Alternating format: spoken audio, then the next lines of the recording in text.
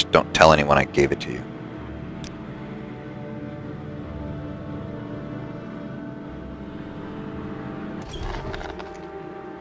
This cost me a great deal of money.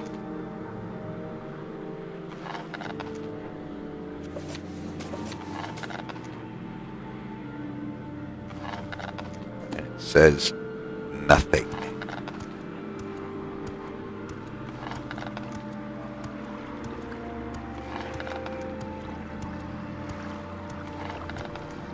Not exactly the way I intended to apply my trade, but I suppose you do what you must. What is this regarding Cyrodiil?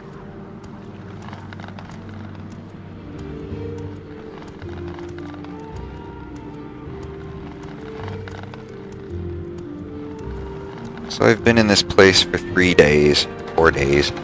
What's Sarah? This is the 4th day. I haven't seen that before. This is nearly a week. I should go back and Go ahead. speak I'll with listen. Caius. May each day greet you warmly, friend. Aren't you a sight? Yes, I have can I a do codebook for for you? you. Here you are. 50 septims.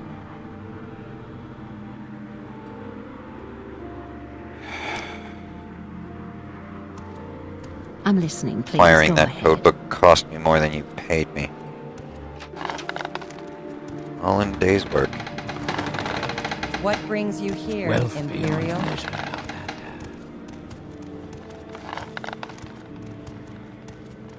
I should go and speak with Caius.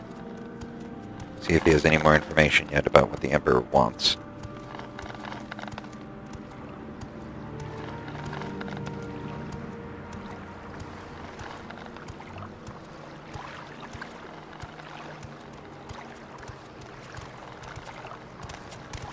Yes, Outlander?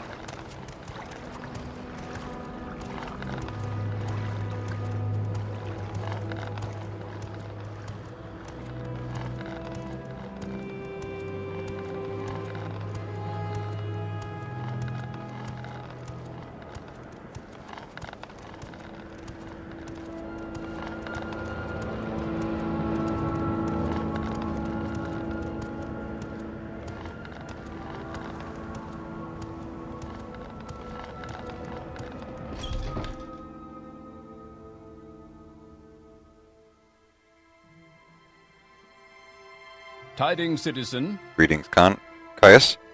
I am, in fact, here to discuss my orders. Ready for orders? Good. Go talk to Hastvat and Tiberius in the Balmara Fighters Guild. Ask him what he knows about the Neverine secret cult and the Sixth House secret cult. You'll have to do him a favor first, probably an ugly favor, but do it. Then get the information from Tiberius and report back to me. By the way, Hastvat is a student of Morrowind history. Take the chance to get a little education. And I have a few history books in here. Help yourself, you're welcome to them. No point in being part of history if you're too ignorant to understand it. I've heard this Neverine before. Some Dunmer believe that an orphan and an outcast, a youth born on a certain day to uncertain parents, will one day unite all of the tribes of the Dunmer, drive out the invaders of Morrowind, and re-establish the ancient laws and customs of the Dark Elven nations. They call this orphan and outcast the Neverine, and say the Neverine will be a reincarnation of a long-dead Dunmer general and first counselor, Lord Indoral Nerevar. Good to know. Netseat's book is a good place to start. I have a copy here. Take it. You might also look for On Morrowind, the Imperial Province by Aramanwe of Sinhold. A short history of Morrowind has been added. Alright, let's take a quick moment to read that.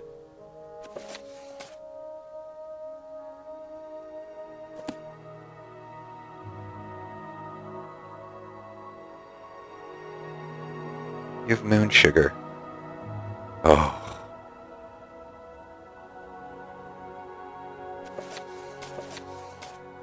How many pages is this? 10?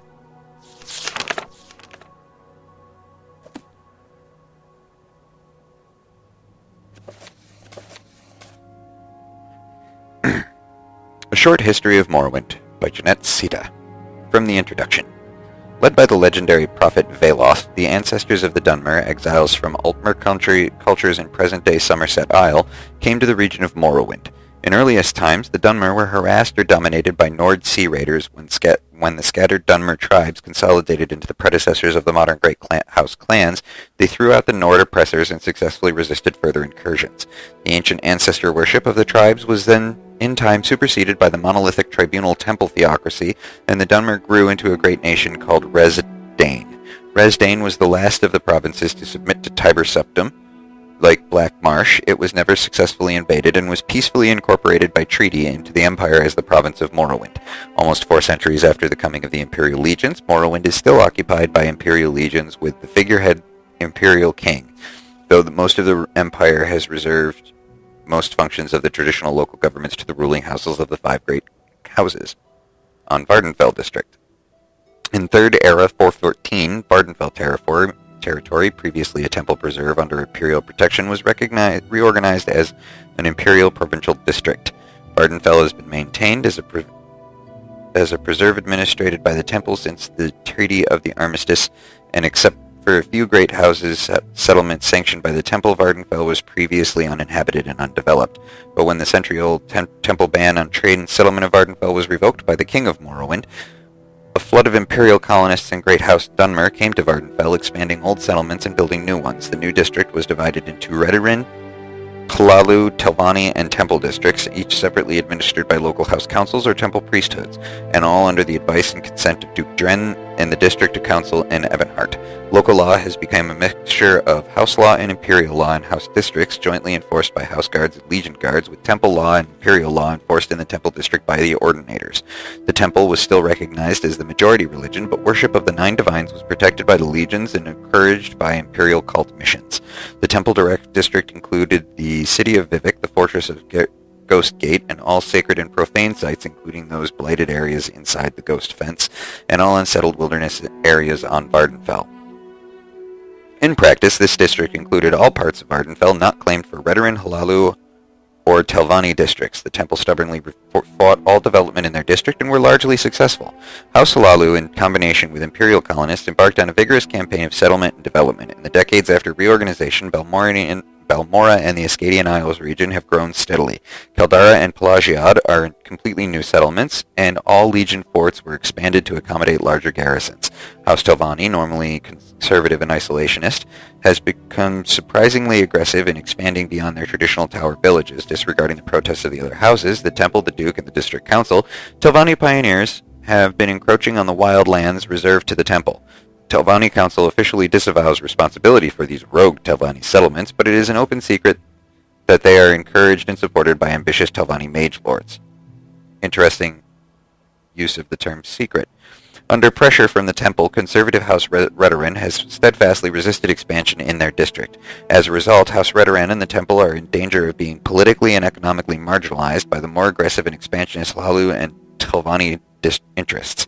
The imperial administration faces many challenges in the Vardenfell district, but the most serious are the Great House rivalries, animosity from the Ashlander nomads, infernal conflicts within the temple itself, and the Red Mountain Blight. Struggles between Great Houses, temple, and imperial interests to control Vardenfell's resource could at any time erupt into a full-scale war. Ashlanders raid settlements, plunder caravans, and kill foreigners on their wild lands. The temple has unsuccessfully attempted to silence criticism and calls for reforms within its ranks. But the more serious are the plagues and diseased hosts produced by the blight storms sweeping out from the Red Mountain. Vardenfell and all Morrowind have long been menaced by the legendary evils of Daggoth-Ur and his ash vampire kin dwelling beneath the Red Mountain. For centuries, the temple has contained this threat within the Ghost Fence, but recently the temple's resources and will have faltered, and the threat from Red Mountain has grown in scale and intensity. If the Ghost Fence should fail, and the hosts of blighted monsters were to spill out across Vardenfell's towns and villages, the Emperor might have no choice but to evacuate Vardenfell district and abandon it to both disease and corruption.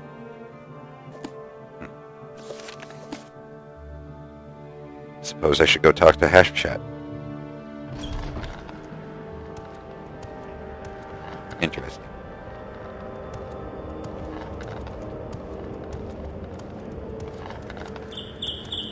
Masera.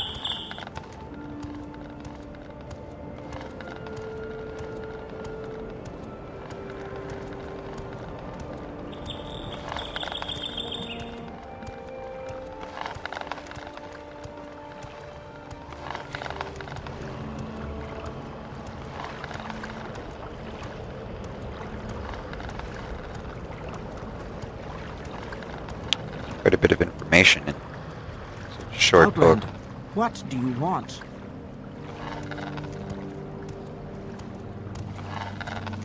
Outlander. It's a great deal to stink in, pardon me, officer.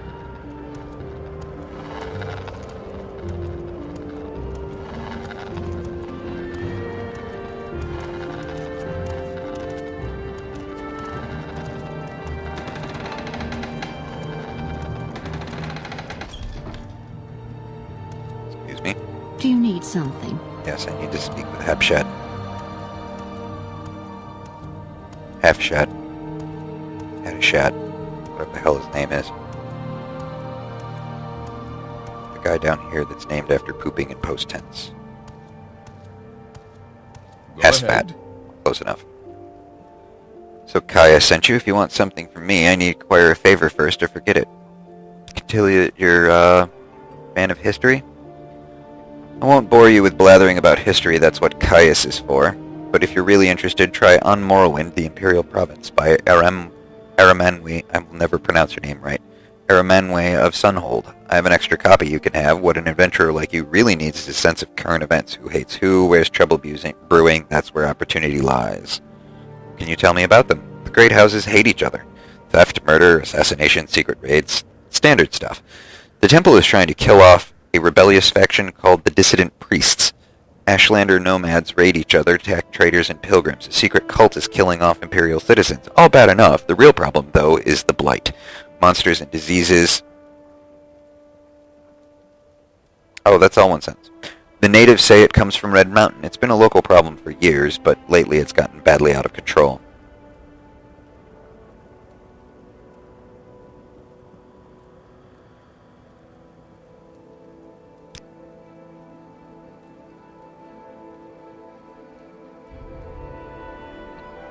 There are Dwemer ruins nearby called Arkingthand. How the hell do you pronounce that? I need you to run over there and find me a little cube with a circular design and some symbols on one side.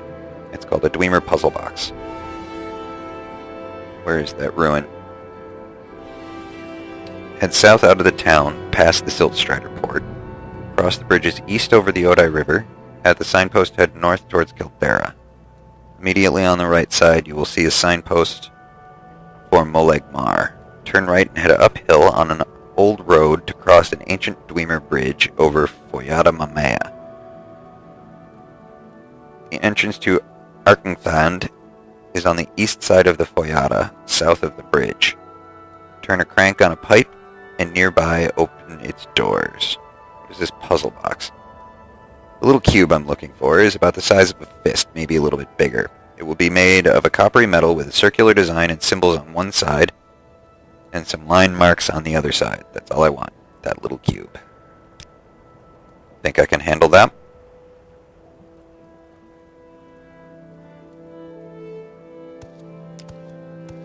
Suppose it's time to head off to Arkingthand.